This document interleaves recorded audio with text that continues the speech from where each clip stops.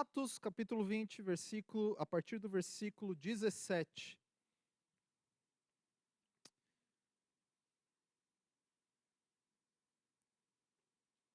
Atos 20, a partir do versículo 17. Diz assim: De Mileto mandou a Éfeso chamar os presbíteros da igreja.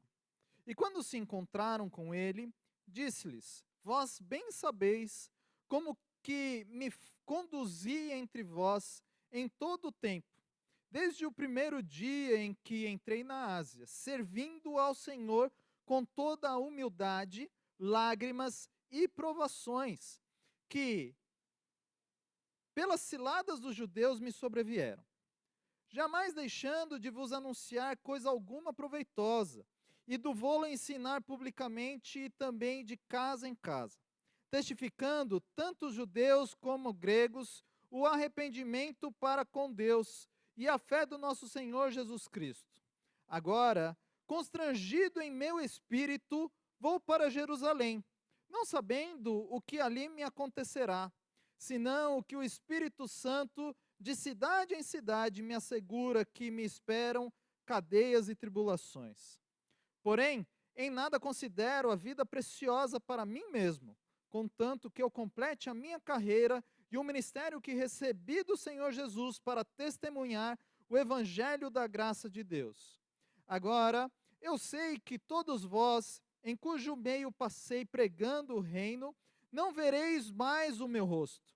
Portanto, eu vos protesto no dia de hoje que estou limpo do sangue de todos, porque jamais deixei de vos anunciar todos os desígnios de Deus.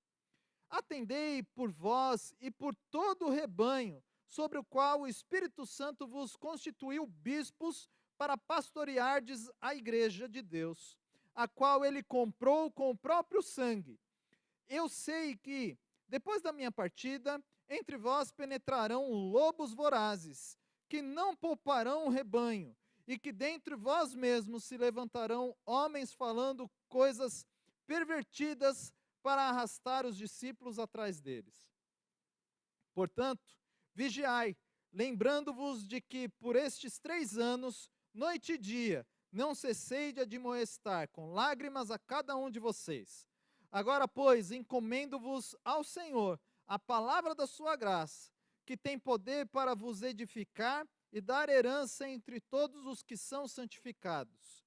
De ninguém cobicei prata, nem ouro, nem vestes. Vós mesmos sabeis que estas mãos serviram para que me era necessário a mim e aos que estavam comigo, tendo-vos mostrado em tudo que, trabalhando assim, é mister socorrer os necessitados e recordar as palavras do próprio Senhor Jesus. Mais bem-aventurado é dar do que receber. Tendo dito estas coisas, ajoelhando-se, orou com todos eles. Então houve grande pranto entre todos, e abraçaram afetuosamente a Paulo e o beijavam, entristecidos especialmente pela palavra que ele lhe dissera, que não mais veriam seu rosto, e acompanharam até o navio. Amém. Nós temos aqui, irmãos, um breve diálogo de Paulo com aqueles que eram os presbíteros, os pastores de Éfeso. Paulo ficou com eles durante 3 anos e chegou o momento de Paulo sair dali de Mileto e voltar para Jerusalém. E ele está certo em seu coração, diz o texto que nós lemos, que ele não vai voltar. Então essa despedida tem uma característica um pouco mais profunda. É uma despedida com mais nuance, é uma despedida com mais amor, com mais sinceridade. Ele fala do que aconteceu, ele fala das coisas do presente, ele fala das coisas do futuro. Eu não sei você, o que você pensa em dizer quando fosse as suas últimas palavras para alguém onde você está se despedindo. Talvez não falo de despedir de morte, mas uma despedida de ir para um outro lugar e morar longe. Paulo ele traz à memória estes homens compromissos dele com Deus. E essa noite eu quero olhar para esses compromissos assumidos, que são verdadeiras lições para nós. Quem sabe até sejam compromissos que eu e você possamos tomar hoje para seguir durante todo o ano de 2020. O primeiro compromisso que Paulo assume está descrito no versículo 19, que diz assim: servindo ao Senhor com toda a humildade. Primeiro compromisso que nós vemos Paulo assumindo, meus irmãos, é um compromisso com Deus. Note que Paulo ele não está assumindo um compromisso com a obra de Deus, mas com o Deus da obra. Isso quer dizer, irmãos, que Paulo está assumindo um compromisso de relacionamento com Deus. Porque o relacionamento com Deus precede a obra de Deus. O primeiro chamado de Paulo na vida dele é um chamado para andar com Deus. E o resultado dessa caminhada, então, é a sua obra. Eu estou convicto, irmãos, de que mais do que nunca, nós precisamos cultivar um compromisso de ter um relacionamento verdadeiro, sincero, intenso. Um compromisso de relacionamento com Deus. Isso porque, meus irmãos, quem tem relacionamento com Deus não fica dependendo das coisas do acaso. Quem tem relacionamento com Deus não fica dependendo de elogios. Quem tem relacionamento com Deus não desanima diante das críticas, diante das dificuldades, diante das adversidades. Quem tem um relacionamento com Deus não teme a ameaça, nem se intimida diante das perseguições. Paulo, ele cultiva um relacionamento com Deus e diz esse texto que nós lemos que é um cultivar até com lágrimas. Nós sabemos que a vida ministerial de Paulo não foi amena. Em vez dele ganhar aplausos, ele sofre ameaças, ele sofre açoites, ele é preso. Isso mostra, meus irmãos, que mesmo tendo um relacionamento com Deus, nós estamos sujeitos a passar por tribulações, por provações, por problemas. Eu não quero que você pense que você vai ter um relacionamento com Deus para não ter problema na sua vida. Mas tenha certeza que às vezes Deus permite que isso venha para nos treinar, até mesmo em territórios mais áridos, nos mais profundos e escuros vales. Mas isso serve para nos fortalecer, e fortalecer inclusive neste relacionamento. E a vida de Paulo mostra, meus irmãos, que nestes vales, nessas tribulações, nessas tempestades da vida, a gente só consegue prevalecer, a gente só consegue ficar bem se nós temos um relacionamento com Deus, se nós tivermos um compromisso de ter um relacionamento com Ele. Semana passada, não sei se vocês lembram a mensagem sobre as tempestades da vida. Quem veio na quarta-feira pôde ver que, ao terminar aquela tempestade, em que Paulo sofre um naufrágio, ali em Atos capítulo 28, eles chegam numa ilha chamada Malta. E assim que chegam, eles estão com frio, ficaram na chuva, na água. Então existe uma fogueira e Paulo vai juntar gravetos para alimentar essa fogueira para poder continuar aquecendo. Ele mal saiu da tempestade, pega esses gravetos e ele é picado por uma cobra mortífera. E às vezes na nossa vida, as tempestades, as circunstâncias, elas vêm uma atrás da outra, não dão trégua, não dão descanso. Se a gente não tem relacionamento com Deus, meus irmãos, nós desfalecemos, nós desistimos, nós murmuramos. Em dezembro, eu fiz minha cirurgia. Irmãos, que difícil foi os primeiros dias da recuperação dessa cirurgia. Logo em seguida, e obrigado pelos irmãos que oraram, a Joelma fica doente. Vai parar na UTI.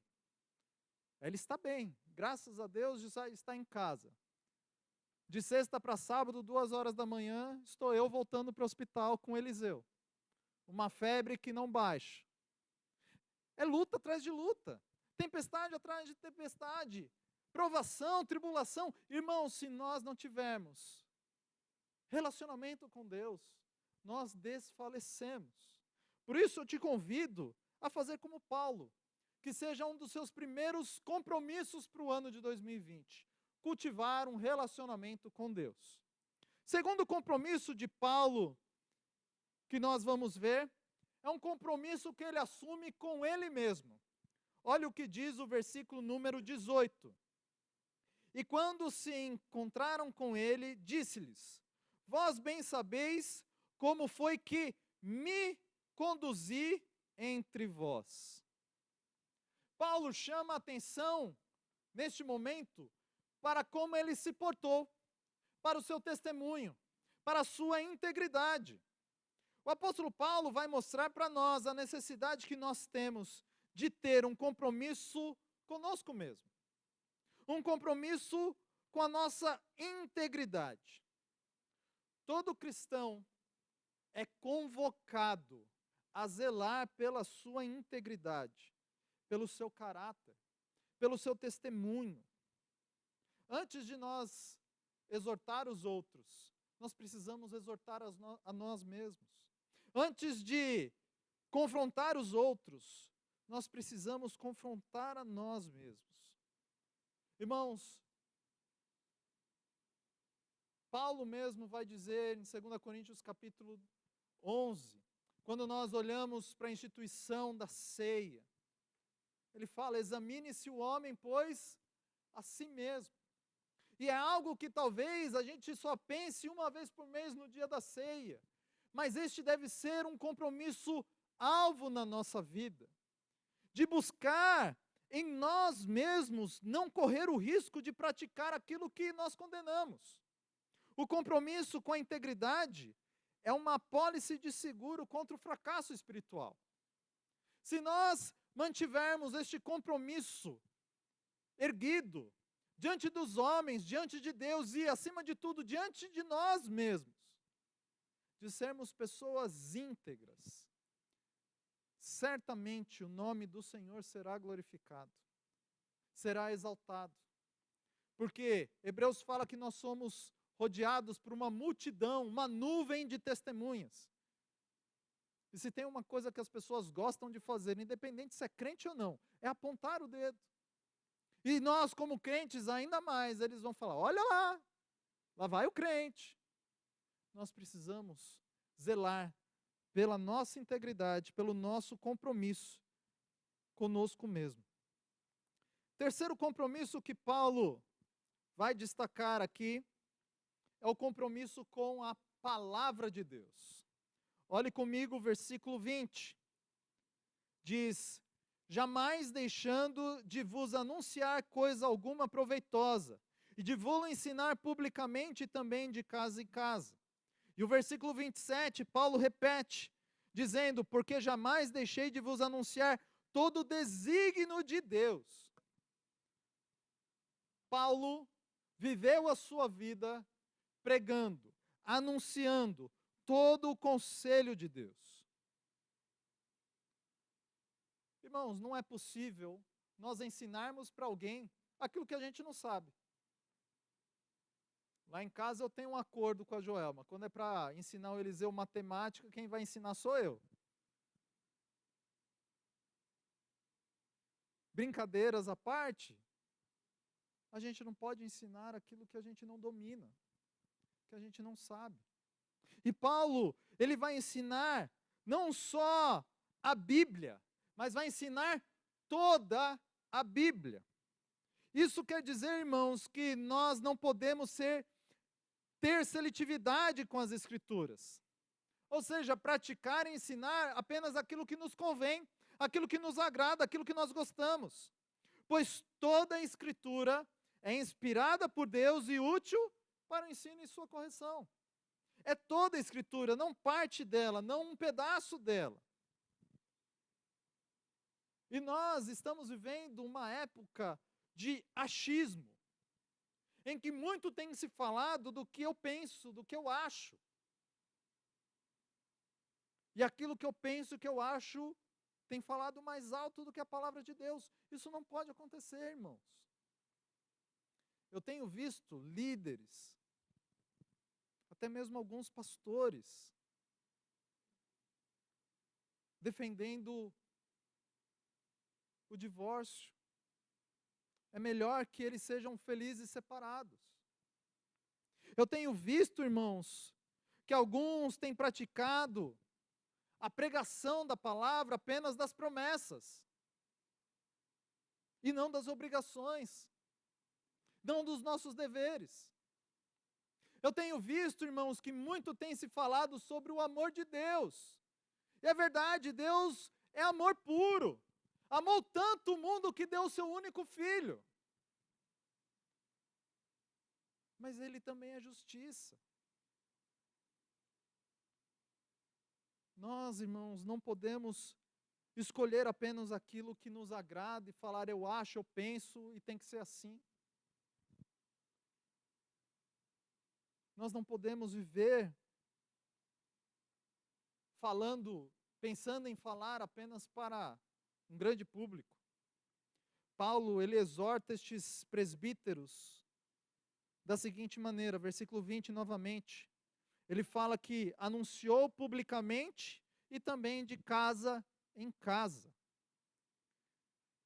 Irmão, não desanime de vir para reunião de oração se só tem uma pessoa, se você acha que só vai ter duas. Seu compromisso é com Deus, não é com o público. Os dois maiores, mais esplêndidos sermões de Cristo foram em particular com uma única pessoa.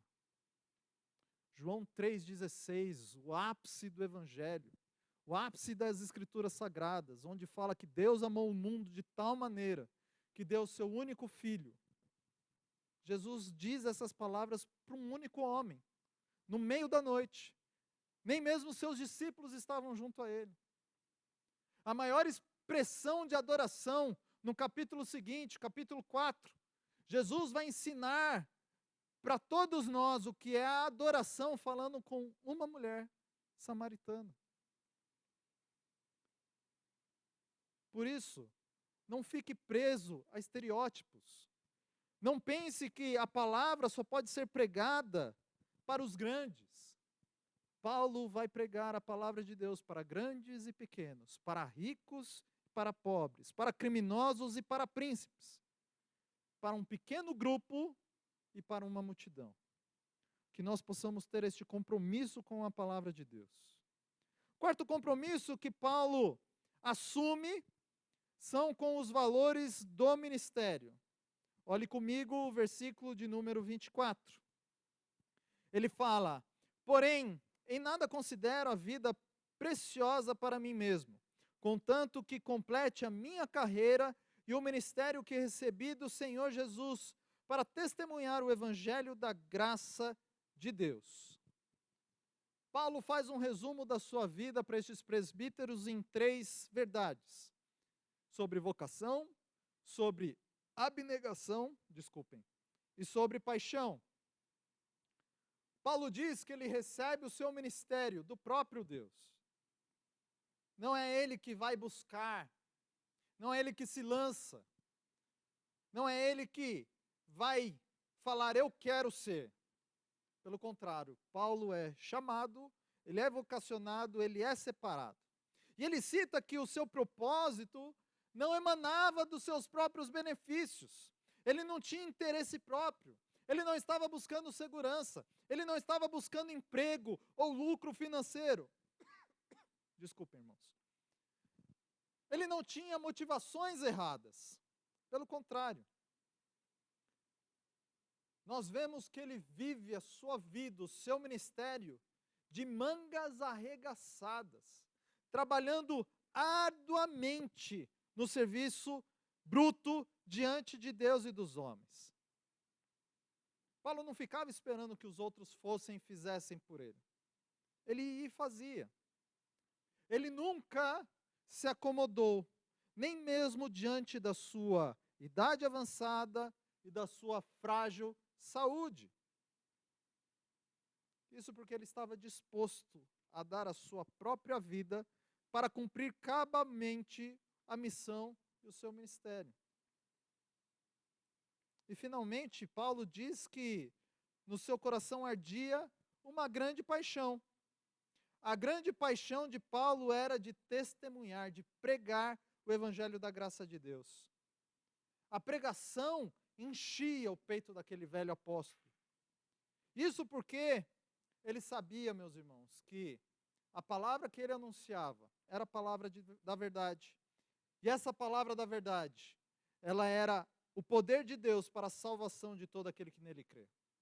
Ele sabia que aquela palavra era a justiça de Deus.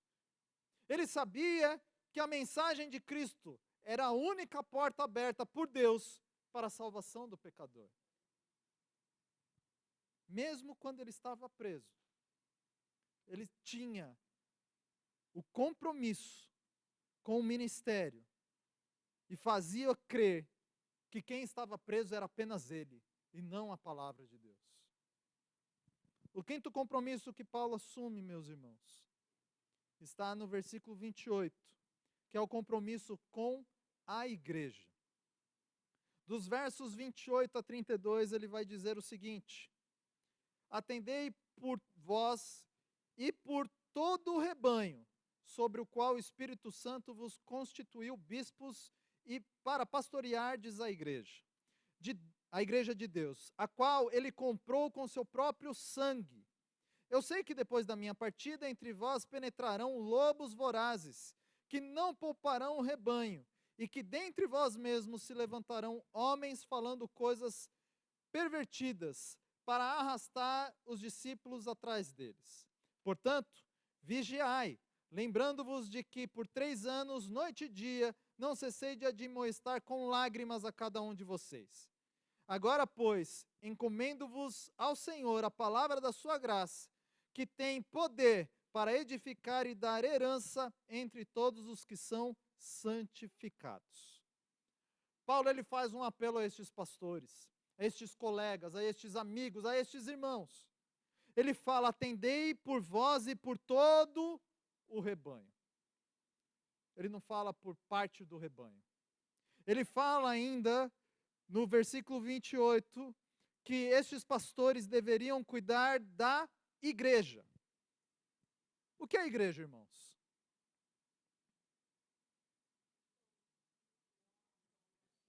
Nós temos a certeza que não é este tempo. São as pessoas. Agora deixa eu completar. John Stott diz que uma pessoa que canta na igreja, a pessoa que prega, a pessoa que limpa, a pessoa que trabalha na igreja, ela não é igreja. John Stott quer dizer que eu e você não somos igreja sozinhos. Nós, irmãos, podemos ser cristãos sozinhos, mas só seremos igreja juntos. E o que Paulo fala aqui é que nós precisamos ter um compromisso com a igreja. O que quer dizer isso? Que Paulo se gastou durante a vida inteira se doando para cuidar da igreja de Deus, toda ela, e não parte dela. Irmãos, nós temos o dever de cuidar uns dos outros, de amar uns aos outros, sem ter nenhum tipo de distinção. Nós temos este compromisso não apenas com as ovelhas dóceis, que nós gostamos, daquelas que nós temos maior proximidade. Nós temos que cuidar e amar e estar junto também das indóceis. E Paulo mostra aqui que há um grande perigo que se aproxima de nós dia a dia, porque, querendo ou não, muitas vezes nós queremos acolher apenas aquelas ovelhas que são amáveis e deixar as outras de lado. Mas a ordem divina é que devemos olhar para todo o rebanho e não apenas para parte dele. Atendei por vós, por todo o rebanho, toda a igreja. Irmãos, a igreja é noiva do Cordeiro. Não é o Cordeiro, Tiago, nosso querido irmão. É o Cristo ressurreto. É Ele, diz esse texto, que é Ele quem comprou com sangue a nós, que nos redimiu, nos lavou. Por isso, repulsar a igreja, repulsar parte da igreja, é repulsar o próprio Cristo, porque Ele é quem tem zelo pelo seu povo. Eu acho tão triste, tão cruel, quando eu escuto, eu não vou para a igreja por causa que eu não gosto de fulano, ciclano ou beltrano. Às vezes eu encontro com pessoas, às vezes andando de Uber, você vai conversando, a pessoa fala, eu já estive na igreja, mas não estou mais por causa de pessoas. É verdade, irmãos, todos nós somos difíceis. Nós ferimos e somos feridos. Agora, imaginem vocês que são casados. Eu chegar para você e falar, olha, eu gosto muito de você, mas não vou na sua casa por causa do seu cônjuge, eu não gosto dele. Você se sente ofendido, não sente? No mínimo, você vai se sentir, no mínimo, constrangido, no mínimo, repelido. Quando uma pessoa fala que não gosta da igreja, ela está falando que não gosta da noiva de Cristo Jesus. Por isso, nós precisamos nos atentar a ter um compromisso com a igreja. Sexto compromisso. E esse compromisso, irmãos, eu quero dizer que é um compromisso sobre toda a palavra. Quando eu falo toda a palavra, eu não estou querendo repetir o terceiro compromisso. Mas um ponto que a gente quase nunca trata aqui na igreja. Eu estou há 6 anos, eu acho que é a primeira vez de púlpito que eu vou falar sobre finanças na igreja. Irmãos, nós precisamos ter um compromisso com a honestidade financeira para a obra de Deus. Paulo, ele não era um amante do dinheiro. O cristão, ele não pode ser possuído pelo dinheiro. O dinheiro não pode ser o patrão do cristão. Ele não pode mandar em nós. Mas, infelizmente, essa tem sido uma realidade de muitos cristãos. Estamos trocando a comunhão com Deus pela comunhão com o trabalho. E por aquilo que o trabalho nos dá, o dinheiro.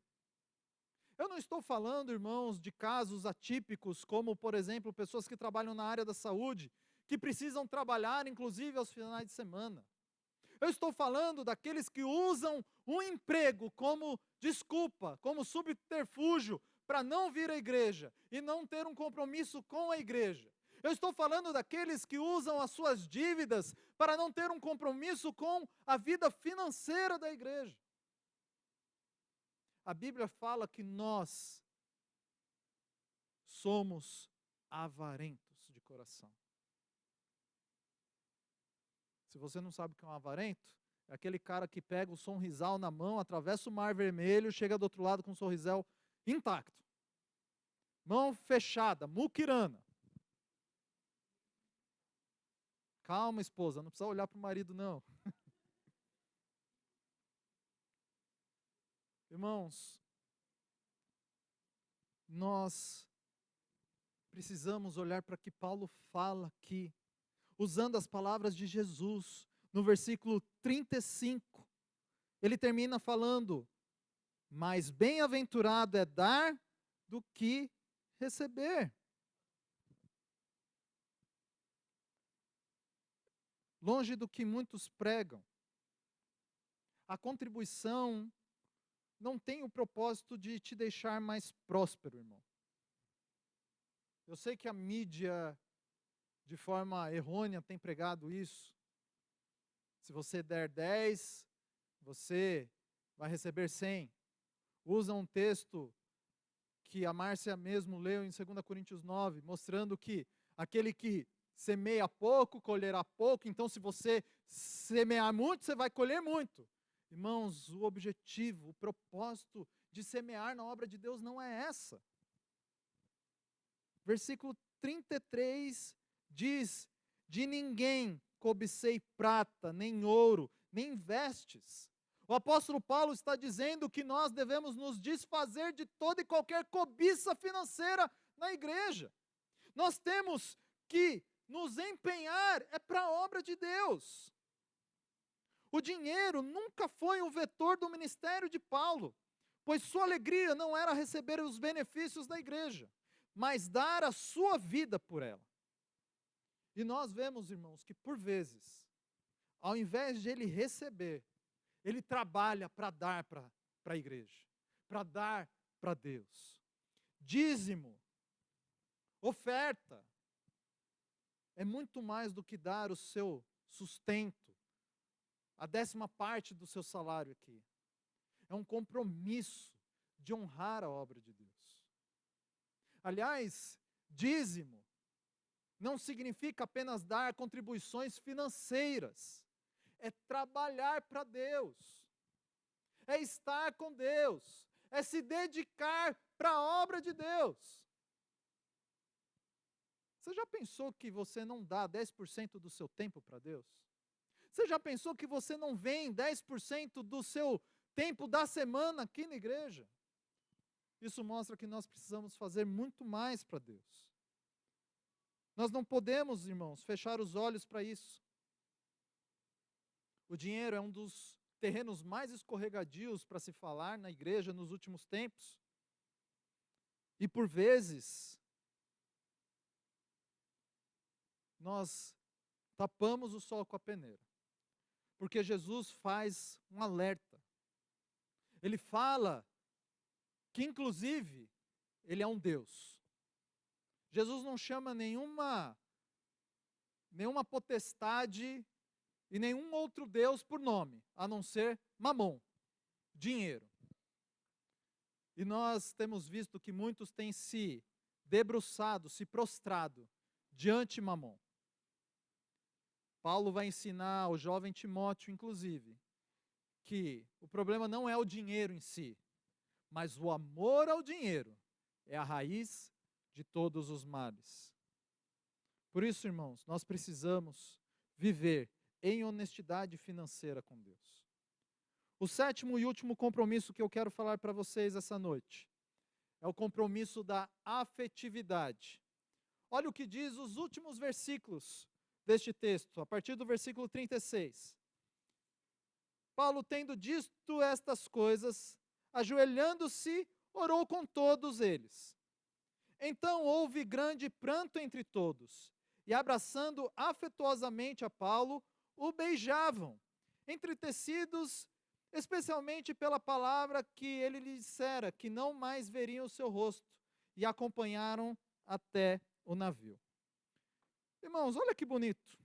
Estes homens estão reunidos em um lugar público. E eles estão demonstrando de forma intensa a sua afetividade. Não sei se você reparou que eles se abraçam, oram juntos e eles se beijam. O famoso ósculo santo. Está aqui. Você que é homem, está aqui. Homem dando um beijo no rosto do outro. As mulheres é fácil, né? O homem que é mais brincadeira, irmão. Mas nós precisamos aprender a demonstrar o nosso carinho, o nosso afeto, o nosso amor para com todos. Porque nós somos seres afetivos. O amor, ele precisa ser verbalizado e demonstrado. Nossas emoções, elas precisam refletir o nosso amor. A boca fala o que está cheio o coração. Os presbíteros de Éfeso se abraçaram e se beijaram em lugar público, eles não camuflaram, eles não negaram, eles não esconderam as suas emoções. Isso é importante a gente falar hoje, porque a mídia, de maneira geral, tão empapuçada de violência tem minado as nossas emoções, irmãos. Elas muitas vezes, mesmo quando Deus fala conosco de forma tão profunda e contundente, a gente não é capaz de chorar, de expressar as nossas emoções. No ano passado, ao terminar uma pregação, ao terminar o culto, eu fui para a porta da igreja, como é costume. Uma pessoa dessa igreja veio, me abraçou, e com os olhos em lágrimas falou: pastor, eu gosto tanto de dar esse abraço em você, porque é o único abraço que eu recebo durante a semana. Nós, irmãos, somos carentes de afetividade. Há momentos que a maior necessidade que nós temos ao vir para a igreja não é simplesmente louvar ou ver o grupo, o coral cantando. Talvez a maior necessidade e a maior alegria que nós temos é ver que Deus se importa conosco, que Deus nos ama, através do abraço do irmão durante o louvor, durante o culto, no final. O amor é o centurião que mantém unidas as demais peças da virtude cristã. Eu estou certo de que nenhuma pessoa permanece numa igreja se ela não tem amigos, se ela não se sente parte e amada pelos demais. A comunhão e a evangelização são temas profundamente conectados. Por isso que a Bíblia declara que onde há união entre irmãos, ali Deus ordena a sua bênção para sempre. Você quer ser abençoado para sempre? Glória a Deus pelos 5 améns. Então pratique essa comunhão. Eu não sei quais foram os compromissos que você assumiu no começo do ano, mas eu quero te desafiar para que talvez você tenha mais compromisso com Deus. Mais compromisso consigo mesmo, com a sua integridade, com o seu testemunho, com a sua palavra. Tenha compromisso com a palavra de Deus. Tenha compromisso com os valores do ministério. Compromisso com a igreja. Compromisso com as finanças da igreja. E compromisso com seus irmãos através da afetividade. Que Deus assim possa nos abençoar.